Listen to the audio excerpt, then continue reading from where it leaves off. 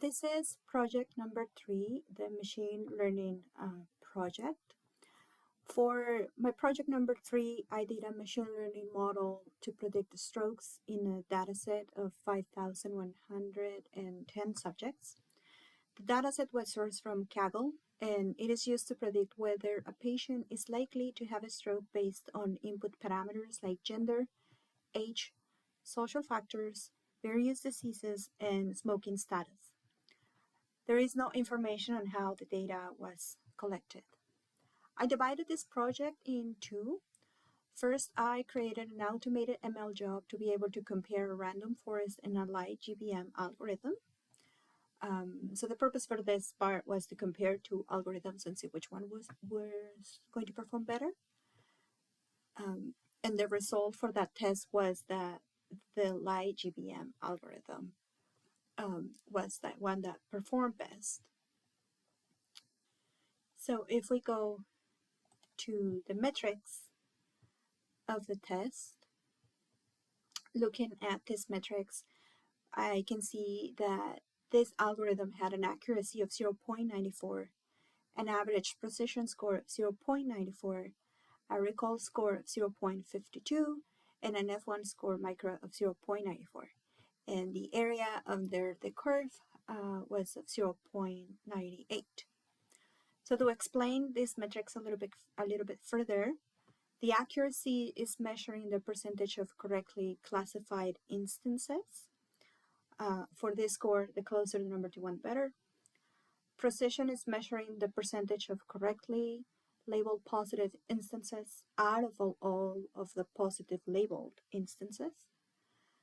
Recall is measuring the percentage of correctly labeled positive instances out of all of the instances that are actually positive. And the F1 score is a mean of precision and recall. So in general, an F1 score about 0.7 can be considered a good score. For the curves, the area under the curve is the area under the precision recall curve, also called the PR curve. This curve is a comparison of what the recall is when the precision is at a certain value and vice versa. The ideal values for this curve are 1 for precision and 1 for recall. So you will want the curve to be as much as possible at the top right in this area to indicate good performance. The area under the curve is all of the area under the PR curve, and you will want this area under the curve, you will want as much area as possible. So this means that the highest the score, the better. For this, the confusion matrix of this model shows that the model predicted 4,822 false instances that were actually false, and predicted 15 true instances that were actually true. On the other hand, it predicted 39 instances as true, and these were actually false, and 234 instances as false, and these were actually true. The second part of this project was to train the model using a pipeline that can be later deployed. For this pipeline, I used the same data set, but I used a different algorithm.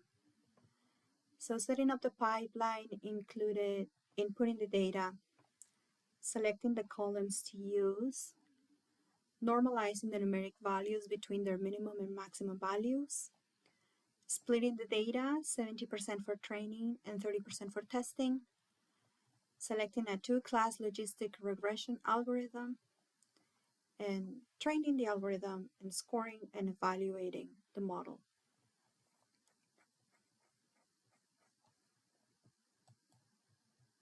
So once the pipeline ran, we can see the result of the scores for each of the instances. Oh. There you go. So we can see that, in the score labels and the score probabilities columns, So here's where the algorithm made its predictions. Additionally, in this scored section, sorry, we can see the information of the data. For example, the distribution of gender, age, and whether the patient had certain diseases, if they had ever been married, what was the work type, residence type, etc.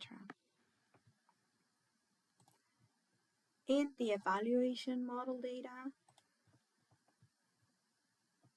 we can see the ROC curve that is comparing the true positives to the false positive rates, the PR curve that is comparing the precision to the recall, the lift curve that is comparing the number of true positives versus the positive rate, and we can see the confusion matrix in which this model predicted 0 true instances, 0 true false instances, 69 false true instances, and 1,464 false instances.